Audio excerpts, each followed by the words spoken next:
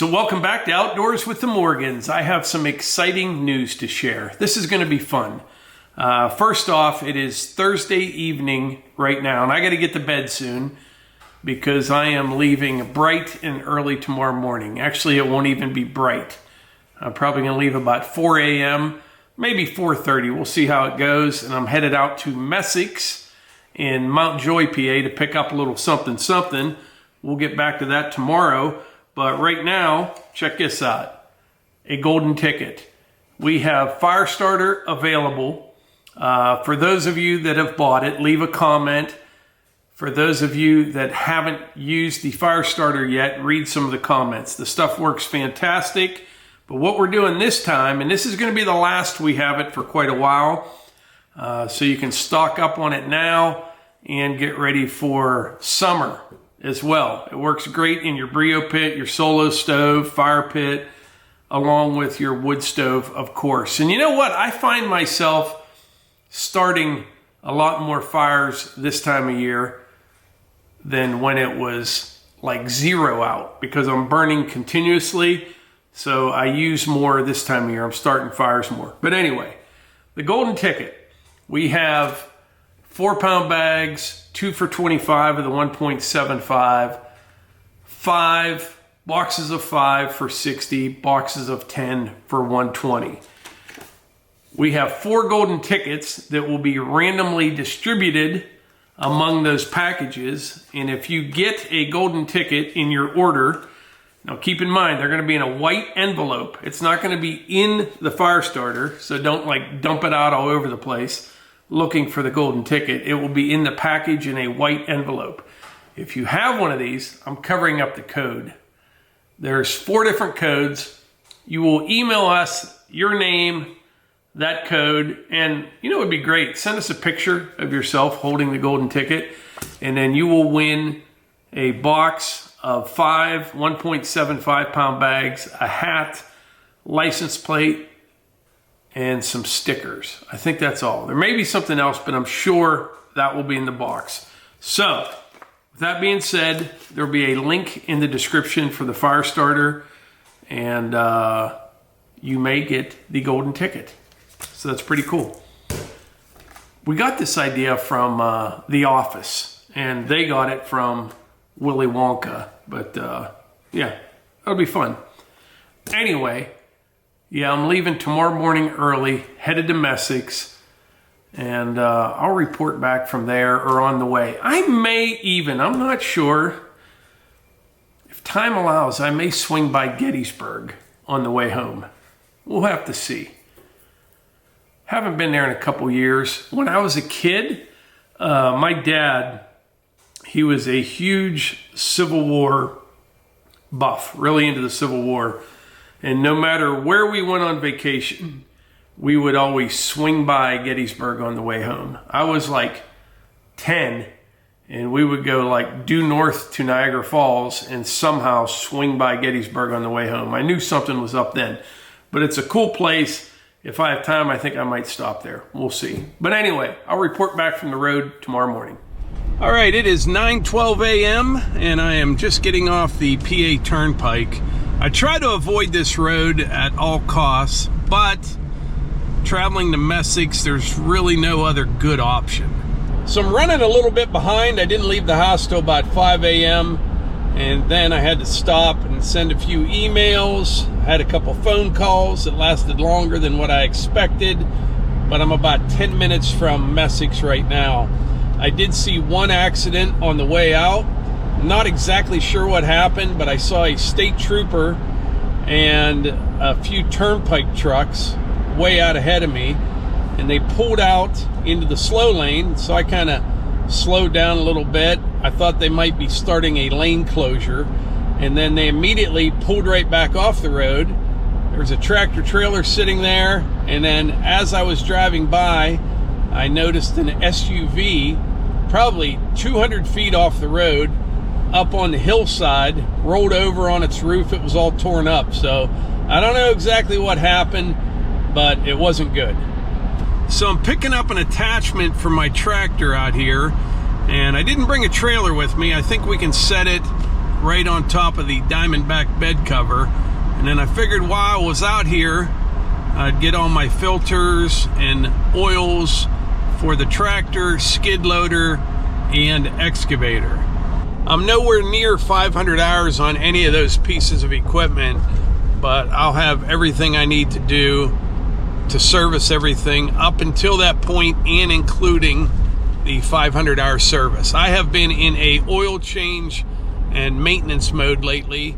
The weather's going to get better here pretty soon, and I want to have everything up and running and just not have to worry about that stuff when I would rather be working it in the summertime than maintaining it.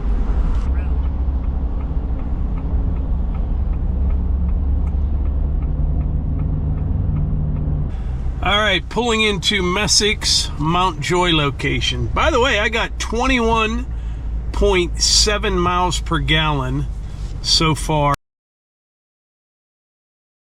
on this trip in the Super Duty.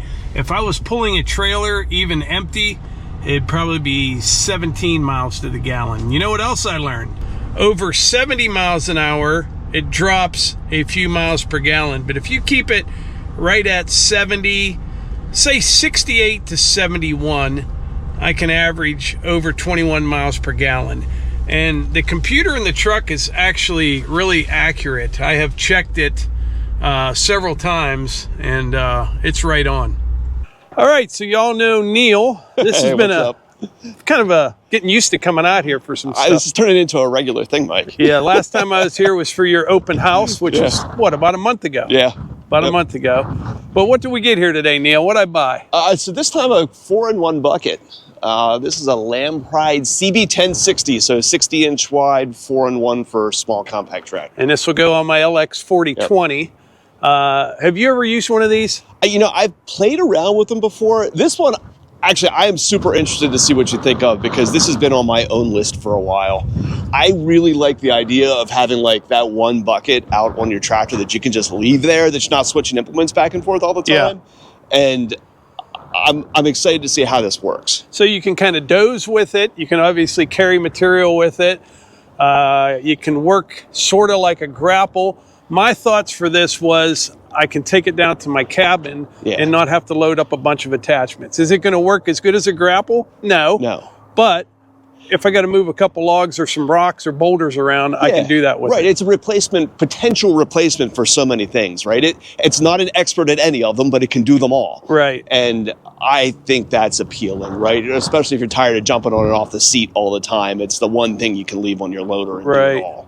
How's business been? What do you think this year is going to be like? We're cautiously optimistic, right? I think a lot of the negative tailwinds we already would have had in the last year, right? Yeah. And so this year probably looks a lot like the last one, more than likely, which I think we were all fairly pleased with. Yeah. So, you know, there's good spots and bad spots out there right now. We see them all, but at the end of the day, you know, we serve a diverse enough base of customers that, you know, things kind of like even out over time. Yeah, you serve anyone from a guy with a couple acres of property to huge farms and everyone in between. I mean, there's combines to push mowers, right? We kind of do it all. Construction guys, landscapers. A lot of construction. So generally for us, when one's down, the other one's up, and it kind of gives us some stability serving all of these different markets. Yeah. But yeah, I mean, it's never boring, let me tell you that. Yeah, I bet. Yeah. Well, that's good. Neil, I'm going to strap this down. I got it on the Diamondback bed cover here. You should have seen, I bought that Buffalo turbine. I bought a used one of them, and I had that up here. And people were staring at me driving down the road. It looked like a jet engine Super Duty or something, you know what I mean? Those things are cool. Yeah.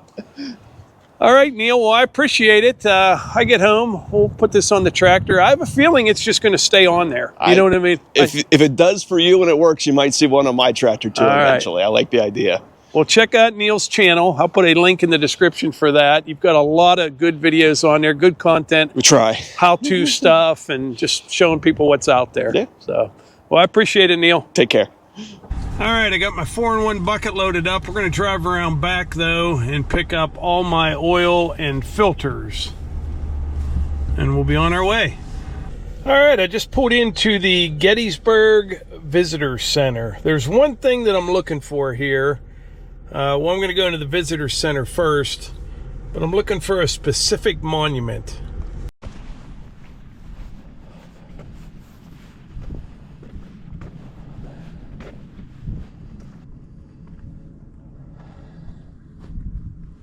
Alright, I stopped in the visitor center here and got me a map. We are headed for the observation tower up by Oak Ridge.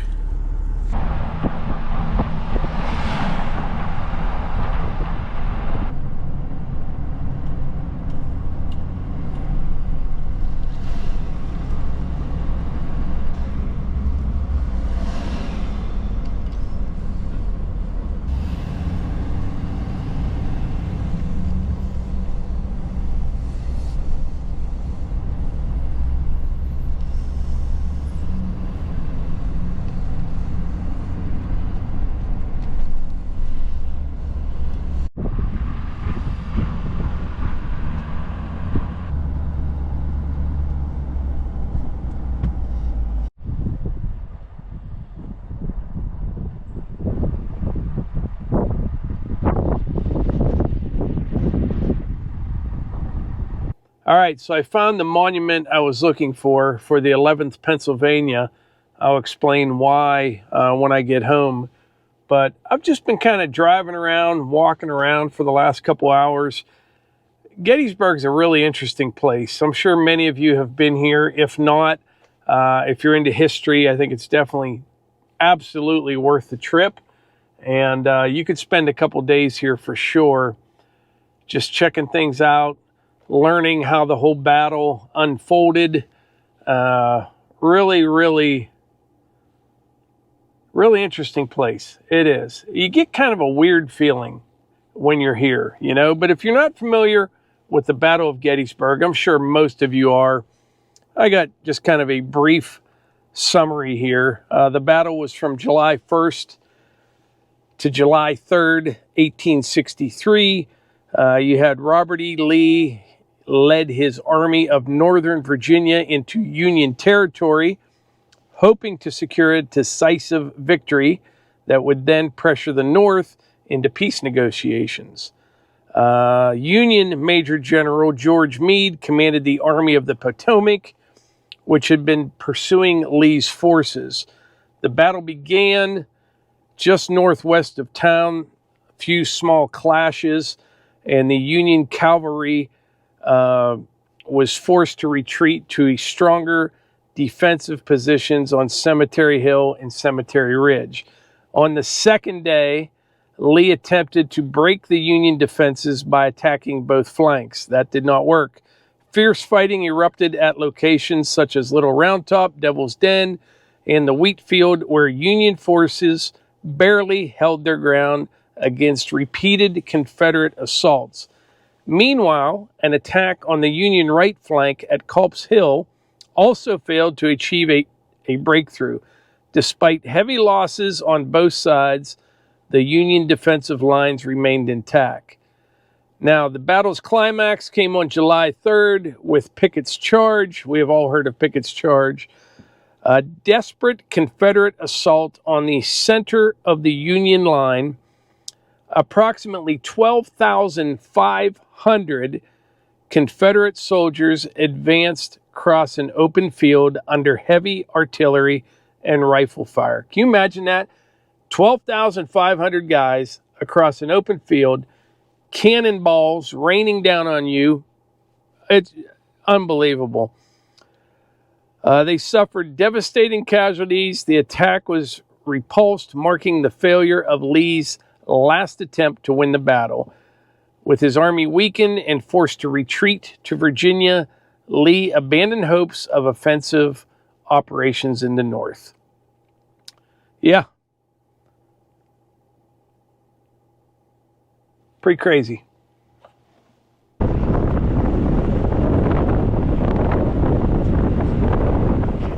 So it is Saturday morning right now, and it is a miserable day outside. It's getting colder.